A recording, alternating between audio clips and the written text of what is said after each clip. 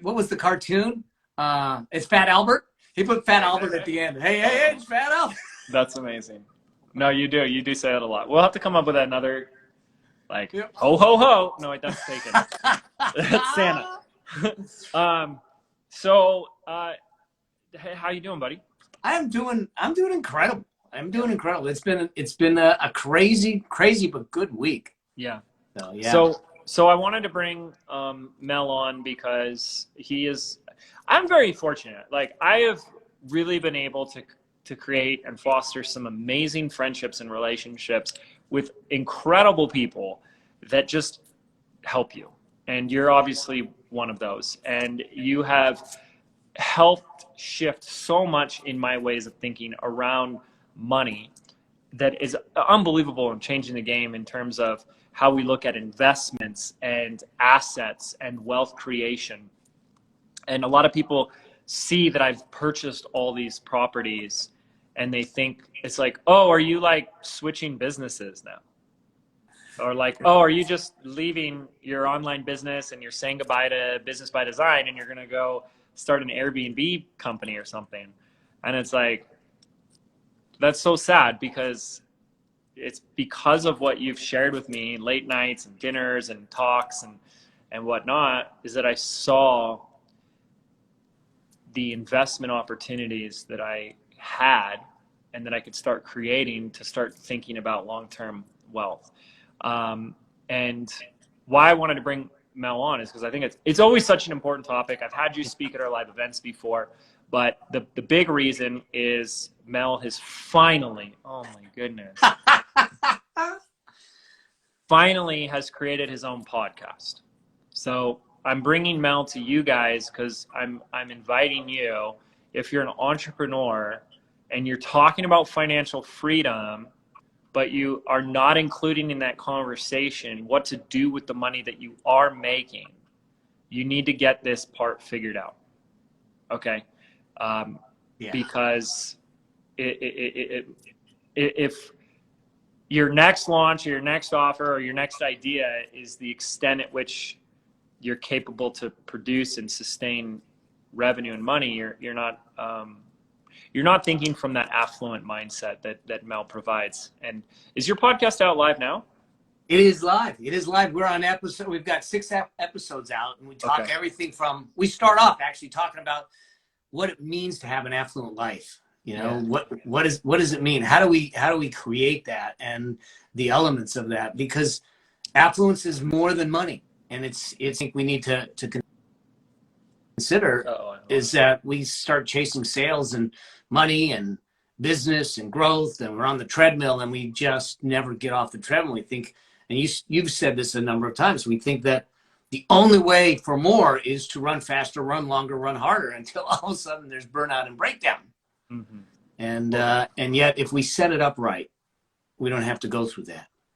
Well, like, I owe you such a huge debt of gratitude. Because here's the thing, I love what I do. And it still requires me to do it. Like, I'm here today showing up, you know, that's wonderful when you love what you do. You know, and I don't know if I'm going to be doing this when I'm 70 or 80, and you don't know what's going to happen then, you know. And this past year, while everyone is like really, you know, was in a lot of fear, you know, and what's that Warren Buffett quote is, get greedy when people are afraid and be afraid when people are greedy. Exactly. And so I took that advice, and we've set up, you know, the Airbnbs with how much they've appreciated, what comes in every month. I could retire tomorrow and live off of that. And I've fully automated and outsourced that completely. And I could live off of that for as long as people want to come to Sedona. And like, I was not even thinking there. No. I was not even like, that was not in my realm. It was still admittedly narrow focused. But I love what I do, and I'm good at it, and I help a lot of people, and that's fine, right? Yeah. You started to ask me those questions like, but what are you doing with the money that is coming in, and how are you getting that money to work for you? So what is the name of the podcast? It's called the Affluent Entrepreneur Show. the Affluent Entrepreneur Show. It's on all the places where podcasts It's on, yeah, iTunes, Spotify, Google Podcast. We'll be releasing stuff on YouTube shortly. So yeah. we're putting it all out there. I mean, the bottom line is we want to talk about the intersection between business and money, because we can't scale. We can only, if we only scale the business, we never scale our life. We need to scale our business while we scale our money, so we can scale our life. And that's and I want to have those frank conversations. People don't want to have this conversation. Let's talk about money. It's so important. And you know me, I've talked about this on the episode in terms of money when it comes to business. There's a lot of people out there, and I was one of them. I mean, I've told this story many times, but I woke up, I think it was January of 2013, and I was spending more money than I was making. Yeah. And I was making a good amount of money. We had a $70,000 month and $72,000 in expenses. And I freaking, my heart sank. I had a panic attack. Tunnel vision. I mean, I'm just oh, and I had to figure some things out. And today there's a lot of people out there that maybe are making good money. You know, we call that marketer math, but they're not keeping any of it. No, it's money in, it's money out. It is leaky buckets. And so I know, so Mel has helped me so much. He's been a member of my mastermind for like 4 or 5 years now, and has helped our members. I'm like tar on your heel. What's that? I'm like tar on your heel. Can't get rid of you, huh? It's good tar. It's good tar. I'll tell you that. And so I just like really grateful to you. So what is the affluent life? What is the affluent mindset? Give us a little bit more of that. Here's the interesting thing. When people first heard about, me talking about affluence, they thought, oh, you're talking about this ostentatious lifestyle and you're driving, expensive cars, living in mansions. And I go, no. Here's what I think. And I intentionally choose the word affluence because I think it's more than wealth. Wealth is a statistic. It's a number in a bank account. And we can get there, but we all know people that are wealthy by any standard, but miserable by every other standard, or relationships, everything. And so to me, that's not affluence. So there's 4 aspects to affluence. I think that an affluent life first is a meaningful life. We're living something that means something to us, that juices us, that energizes us, that brings us up in the morning. The second thing is that it's an impactful life, that we're actually going to matter, that we're making a difference, in that whatever we do, we leave things better than we were there before. And then the third is where the money comes in, because they think it's all about money, but it's not. In that sense, is that it needs to be a fruitful life, and making sure that you're doing what you love, you're making a difference, but you're also making and building not a living, but a life through it. And then the fourth aspect of an affluent life is a peaceful life, is that we get to live in peace, knowing that we're in alignment, that we're in congruence, that everything we do is harmonized, and that the business isn't just an entity in and of itself, and your personal life isn't an entity in itself, but is together, that they are working together to give you that affluence and that lifestyle that you want, that freedom, that liberation that you deserve. And I think that, the underlying, one of my core premises and beliefs is this, is that financial independence is a birthright. We ought to go claim it. Yeah, I think it's like exactly in the same line of what we were just talking about on the call that you and I were on, is when you look at your business, it's the shift from going from I have to make money to I get to. And what I see from myself first, okay, because I went through all these experiences and struggles for a long time, and I get to see it in others, because that's how we learn, is through experience. And I see today how many people are running their business from that place of survival, from fear, from scarcity, and from lack. And everything they do is dependent upon, I need to, I have to. And when you are operating from this affluent and wealth generation mindset, it's the opportunity to break free from that. And it's so It's so amazing. So let me ask you this question, because here's the risk that we run into inviting people to come and listen to this show. The number one thing you guys are, thoughts in your head are already so loud, I can hear them from here. And it's, oh, I'm not ready for that yet because I'm not making enough money. And I think that's putting people back into that trap of, I'm not ready for this. And I'm going to be straight up honest. I didn't start taking this serious until like 2019. So 2.5 years ago, out of a 15-year career. And that's probably, if someone to say, what's like the dumbest thing you've done, would be like waiting that long. And it doesn't take much. So what do you say to that? What do you say to the person that's like, like, I'm not ready for this? Or when would someone be ready? When should this be a relevant conversation to them? When should they start thinking about affluence? So here's the thing. I started talking about money with my son at 10 and a half years old. Okay. When he was 10, yeah. When he was 10 and a half years old, we started talking. Now he's 31 years old with a 27-year-old wife expecting their first child. They have 3 homes and they have a multi-million-dollar net worth. I just want to pause right there. That alone, when Mel first told me that stat, because I had him share a lot of this in the mastermind a few years ago and he blew people's minds. It was that stat right there that is such a testament that when his son has, multiple homes and massive net worth, and he's younger than most of us, that's pretty impressive. That's pretty powerful. And that's operating from a place of that affluence and abundance, not scarcity and survival. Yeah. So yeah, and I think that the reality is that when we understand, so our wealth building, just like there's a compound effect. And our wealth building starts off flat. And we think that I'll wait till I make more money. I'll wait till I'm older when I need it. Here's the thing. If we front load our investing, if we front load our wealth building as early as we possibly can, time does all the lifting. You don't have to worry about it. Time does all the lifting.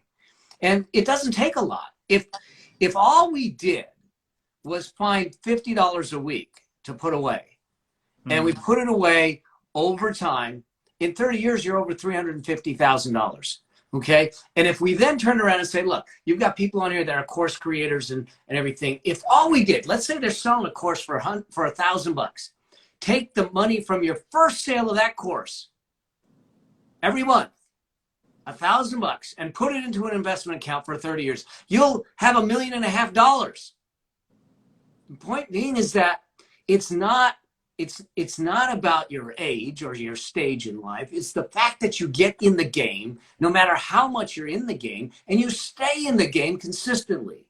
And when we do that, what ends up happening is that you'll wake up. I was having this conversation with someone yesterday, and he said, I looked at my account. We had this conversation. He started changing things a year ago, just a year ago. And I looked at my account before we got on our call, and oh my gosh, it's grown like crazy.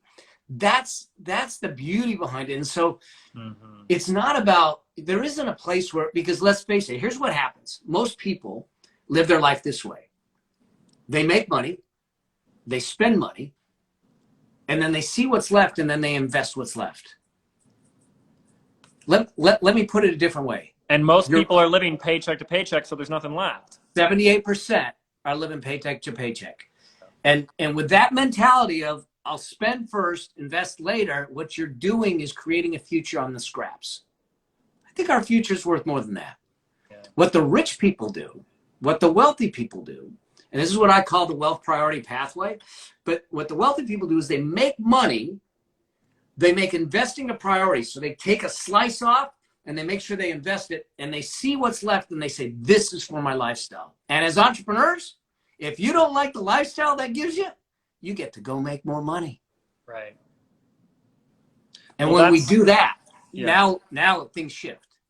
That's the beauty of it, is I both talk about this, is entrepreneurship is our ability to create money on demand. You're creating, I know it sounds a little like sleazy, but it's true. You're creating a cash machine. Yeah. And then that's phase one. And that's really how I interpreted everything Mel was teaching me. And then phase 2 is now what are we doing with that? Yeah. How are we going to be smarter with that? And yeah, you're right, Mel. Like the big hurdle to this is not that you're not making enough money. Oh, I'm not ready yet. I need to get more. Well, go out and get a few. And that's great. Go get more clients. Go make some more sales. Absolutely, 100%. That's where I want to always help you guys. But those Amazon purchases, those Instagram ads. Those Instagram ads. Oh, let's not talk Instagram ads. Holy moly. Oh, I buy something every day. It's so bad. I just bought this really cool thing. It's $35, so I didn't spend that much money. And it's a little, you put it on all your different devices on the plug. So it plugs into your iPhone, it plugs into your Android if you have one, it plugs into your Kindle, plugs into whatever.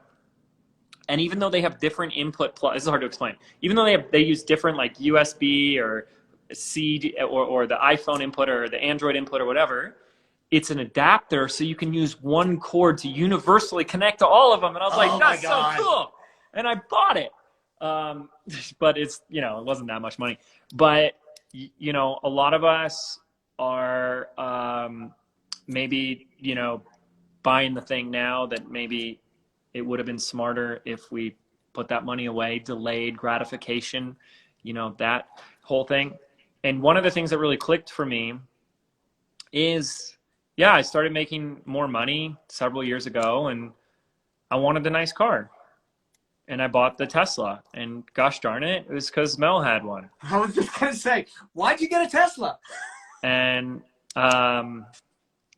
it's a $90,000 car or something like that. My payments were like $1,400 a month. Yeah. And I'm not a car person. I'm really not. I'm not. I don't identify like, but I wanted it. I was excited about it. And then you get it and like that wears off. And it's just this thing that you get in and you spill your drink in it and you're on the phone and you're eating your burger in the car, you're in and out and oh crap, and it's just where you stop washing as much as you use. It's just another car. And that's how it felt. And I'm paying $1,400 a month. And then when we started investing in real estate, because one of the things you said is like, go towards the thing that you're the most passionate and excited about. And that's easy, no brainer. My parents, both in real estate, like their whole lives. I had my license for a little bit. I hated being an agent, but I always loved homes, real estate, home improvement show. Like I loved all of that. And I was realizing that I could get a property and the mortgage was less than my car payment.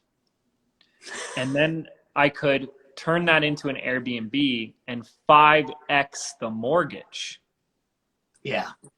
So I'm getting an $1,100 to $1,200 a month play or mortgage of $1,100 to $1,200, and then making $5,000 to $6,000 a month off of it, and it's appreciating. Yeah. And even if it doesn't appreciate, you got the cash flow and you got the equity build up because someone else is paying the mortgage for you. Yep. And you get the tax write-off. And I love it. And, on top of it, like it's been such a fun journey. But the point that I'm sharing does not mean like that. I'm not saying this to say that's the answer. That's the secret. Right. Because it's also about diversification and being strategic. But the point is that for me, I really began to change how I was thinking about money and getting money. And like you say it, you're scaling your business, but are you scaling your money? And I could retire today. I will not, don't worry, but I could retire today if I wanted to. And as long as people continue coming to Sedona, I fully taken care of from just that. Yeah. Like we are fine. And that's pretty amazing. And you think about the appreciation and the growth and all that stuff. It's just going to get better doing it at this young age. And so another thing that I think comes up for people is they start to get intimidated, overwhelmed. And like, maybe that's not for me. And if you have like really disempowering relationships and stories around money, you're not going to want to deal with this stuff. And I think you make it really simple. I think You make it feel safe and fun for something that does tend to intimidate people. And I think that's by design. Wouldn't you agree? Like, I know like Wall Street has all these terms and, you know, it's designed to confuse and intimidate you so you don't play their game. Well, and I think so you become dependent on the financial services industry. It may not be easy, depending on where you're at, you know, you're in debt, this and that. It may not be easy for you, but it's certainly simple. The mathematics behind it is simple once you understand it. Right. And so, but when they start using their own terms and they talk fast and you see these charts and all that, it throws you off, and it just, it doesn't need to be that way. Yeah. And so, you know, go ahead. I think that you mentioned something, and I think that we all start out where we swap our time for money. And then we realize, wait a second, I want my time back. So then we use the money to buy our time back. Yeah. And many entrepreneurs stop there. Yeah, but that's what where I the was. ultimate is that we buy our time back, but then we use the money, now that we bought our time back, to buy more money. And now all of a sudden, the money we have works harder for us than we ever did for it. Yeah. And then that's where your liberation comes from. That's it, 100%. That's why I started this. For people that are joining or just popping on, I started with a pretty bold statement. I said, most of my audience, you guys are business owners, you're entrepreneurs, and you probably started that business because you wanted more freedom. But business doesn't guarantee any freedom whatsoever. There's a lot of people that are the opposite of feeling free in their business. One way to access more of that freedom is through beginning the conversation or the question of, what do I do with that money once I'm making it, even if it's not that much? And so what are things like, I just really want to encourage people to start listening to this podcast, because it's so important. It's so relevant and it's so important. And I know you cover all the different aspects of financial mastery and management, because we need it in our business too. Yeah. Like, how are we managing expenses and making financial decisions around hiring and paying out and stuff like that? And these are big topics. These are so important. They're not talked about because you guys don't want to have them. No. You guys don't want to have these conversations. So the demand isn't really there all the time. And people just want to talk, well, yeah, but how do I turn my computer into an ATM? Or what's the flashy, you know, magic formula thing that's going to make me bucket loads of money? Because a lot of people are in a belief that more money will solve all your problems. Do you think that's true? No? Actually, no, I don't. It won't solve all your problems. Will it take care of some of them? Yeah, but you may have some other problems with it. I mean, the fact of the matter is that, you know, all the interviews that I've done, and I've done a bunch of interviews and working with entrepreneurs, and I mean, here's the interesting thing: it didn't matter whether they had $100 million, $1 million, $100. They all struggled at some level with guilt, shame, embarrassment. Yeah. And you know, decisions that went wrong in the past, things that happened, and struggled to let those go. And those that and so it didn't matter what level they were at, there was still this demon that they had to slay, or that they had to manage, if you will, to make that happen. And the fact of the matter is that money in and of itself is just a tool. And if we don't use the tool correctly, it doesn't solve the problems. It actually can create more. Totally. Well, and a great example of this is if you have a profit problem, like you're bleeding money, and you just think more money will solve it, think again. Because the analogy we like to use here is, if you have a bucket, that bucket's like your business or your bank account, and it's full of holes, and you think pouring more water into the bucket is going to solve your leaky bucket problem, it won't. Well, because a lot of people say, oh, I'm not making the money, the profit margin, I'll just do more. And then they just fill up their time more. That creates less of them, more fulfillment, more work, more expenses, more output as well. And they just take themselves with.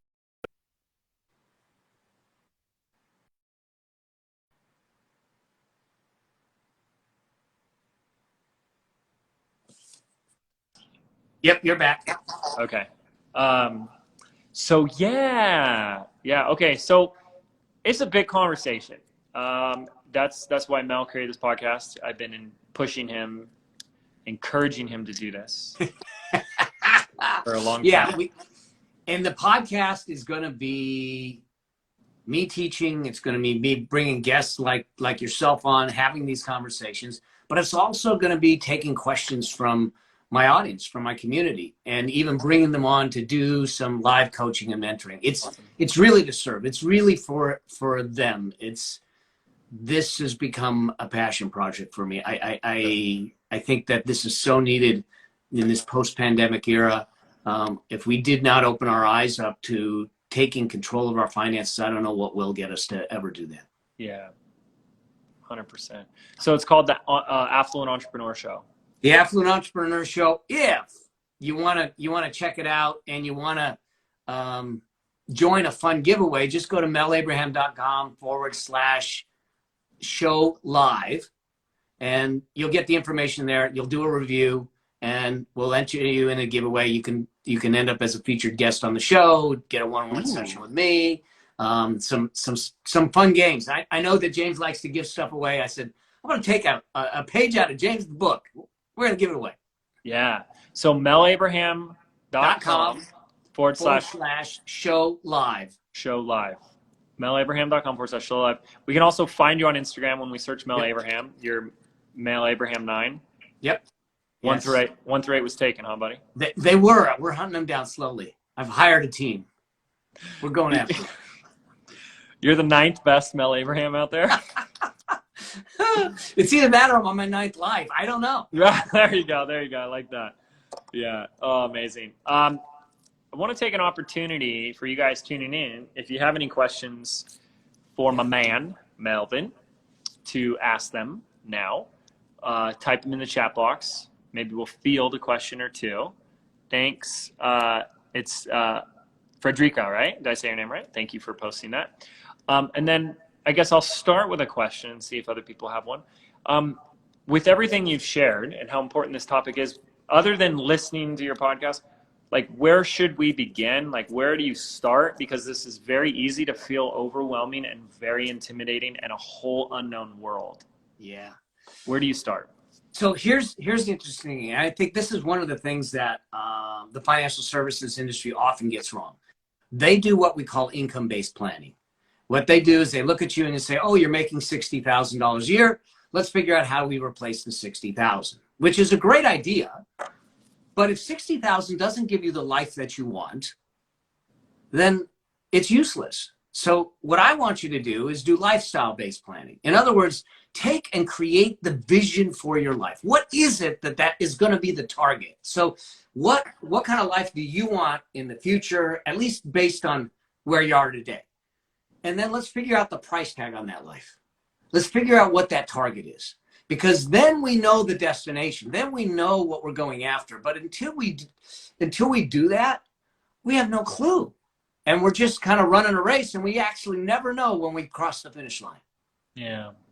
And so one of the first things to do is define what that life looks like. Now, and it's important that it's your life. If it can be in a van in Sedona, or it can be on a yacht in Monaco.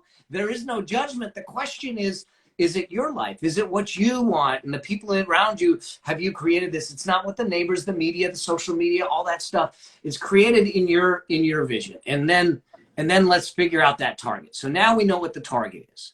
So that's the first thing. Yeah. Now, from that, we can create the plan. We can create a plan to say, okay, I've got this target. Here's my time to the target. What do I need to do? And how do I get there? Now, I think this is really great too, Mel, because a lot of people, when they, I push people to think bigger and have bigger goals. Yeah. All right. And a lot of those goals are financial based. Like, I want all you guys making more money. And a lot of people then start to come up with this like, oh, well, when is it just kind of getting ridiculous? Like, too much. And, you know, like, oh, do I really need to have $1 million launch or blah, blah, blah, blah, blah. And it's like, but what if you began to look at this as this is what you're creating to set up for the rest of your life? For, you know what I mean? And that changes things. Yeah, it does. It's like, do I really need to have $2 million a year as my salary? It's like, no, but when you're using that money strategically, then that money gets to take care of you and your family for the rest of your life. You think that you make $1 million next year that you're supposed to spend it all, and like, what do I buy for $1 million? I'll just start buying fancy cars. Well, you could, but that's what we're talking about here. Well, and there's plenty of people that did that. Look at Mike Tyson. He had gold-plated freaking toilets and ended up broke. So the key is this. When we look at statistics today, 61% of the people say that when they retire, they're gonna have to reduce their lifestyle, and 47% say that they're gonna have to continue to work. Well, wow. Why is that? Because they didn't take care of it properly up front to make it happen. And so what we need to look at is, and there's this idea, okay, how much is enough? And I've even had that question thrown at me, how much is enough? And I think it depends on your why. I don't know if you know Allison J. Prince? The name sounds familiar. Yeah, so she's in the internet space. She teaches people how to do e-commerce. That's right. And she called me. She's someone that I work with, and she called me and said, I can only have this conversation with you, Mel. And I said, what's that? And she said, I hit all my numbers. I go, well, that's great. Why do you not sound happy? She goes, because now what? What do I do now? Do I just increase the numbers? And I said, well, let's reattach. Let's reconnect. One of the key principles for me is that we need to know our why before how and how much. So let's reconnect to your why.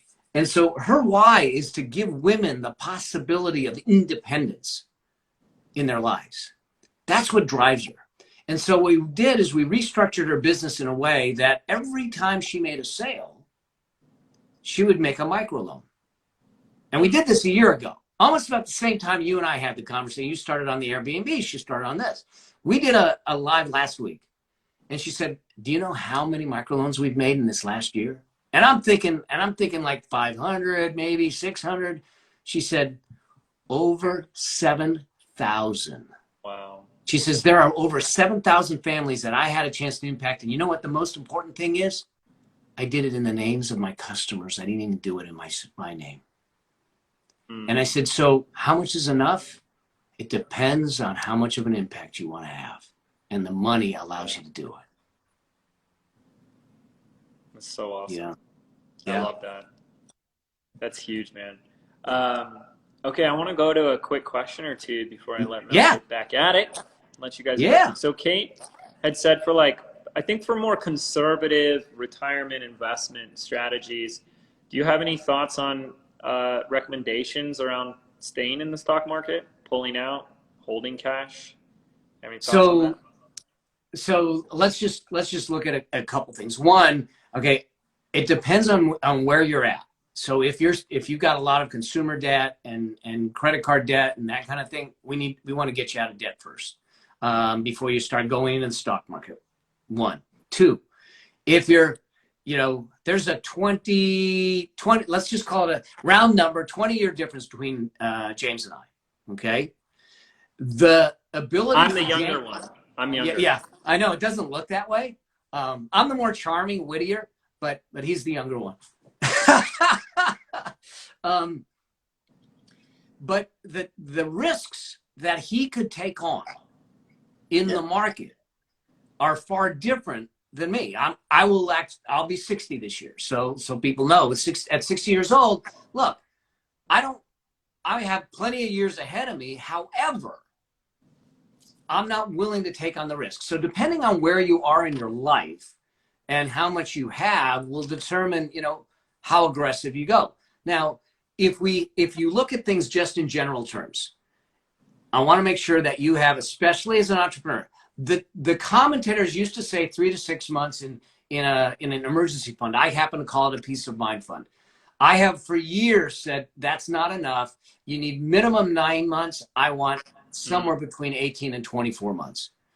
And here's why. As an entrepreneur, especially, things go south in a business. First you're in shock, then you're in paralysis, then you're in analysis, and then you're finally getting things going again. And that could eat up 12 months. Yep. And so I want to have that leeway to do that. So once I have that stuff, we never risk. We don't put it in the market. We don't take risks with it at all. Then beyond that, I look at things and say, if I have money that I'm not going to touch for greater than 5 years, we can put in the money in the market. And I'm not giving investment advice here because I don't know your circumstances, but if you just look at broad index funds, broad ETFs, and not necessarily specific stocks at this point, they over time have performed pretty well. So all of a sudden the market has gone up in the long term. Yeah. So you put it in there and you allow it to grow. Now, I don't want you to forget about it. I don't believe in this set it and forget it kind of concept because and I saw the word relationship used, because it is a relationship with your money. And if just like any relationship, if I neglected to talk to my wife for any length of time, I'd be having to go live with James. I'd be looking for a new place. It's the same thing with your money.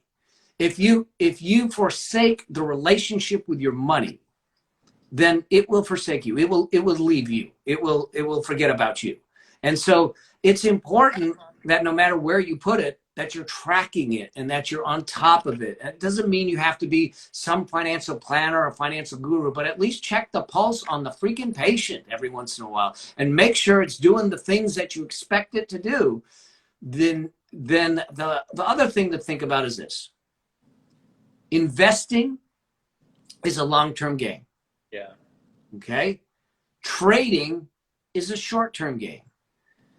There's a lot of people that last year in March, when the market dropped 30%, freaked out, ran for the hills, and then got buried because the market recovered. Then there's those that stayed in because they understood the difference between investing and trading, and we did well.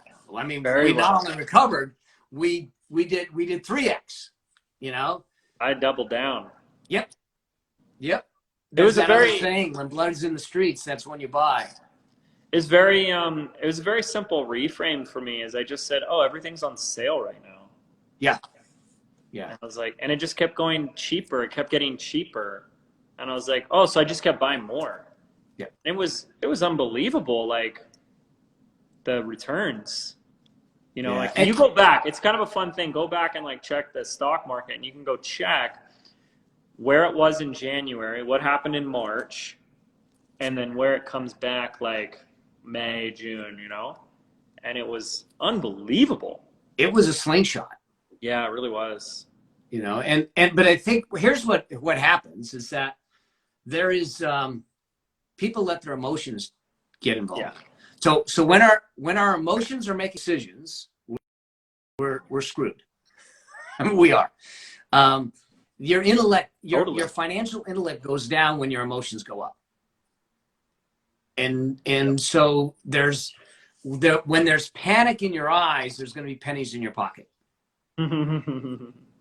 So it's important, and this is why it's important for you to have friends and colleagues and people that are of the same mindset that you can have conversations with. So if things are going crazy, like if things are going crazy in a launch or in business, you know, who are you going to call? I'm calling James. You know, I get on the phone. I go, dude, man, talk me off the ledge here. What do I do? This thing's going south on me. You know, the same thing with investments and money.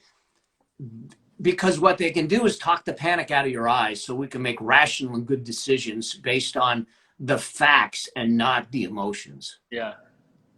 Greed, fear, these are, even impatience. Yeah. That's what he means when he says get emotional. Well, let's face it. my emotions are what got me into the Ponzi scheme and kept me in the Ponzi scheme, and I ended up losing 1/3 of everything I owned. Yeah. Because I allowed the emotions to take hold and not the rules and the fundamental the principles, the fundamental truths. What a powerful lesson. Oh yeah, expensive but powerful. I was at the bank today, and I was withdrawing some cash. And it was like a good chunk of cash. And so she was asking, I thought it was like a little inappropriate to ask, like, well, what's it for? And I am. Oh no. What?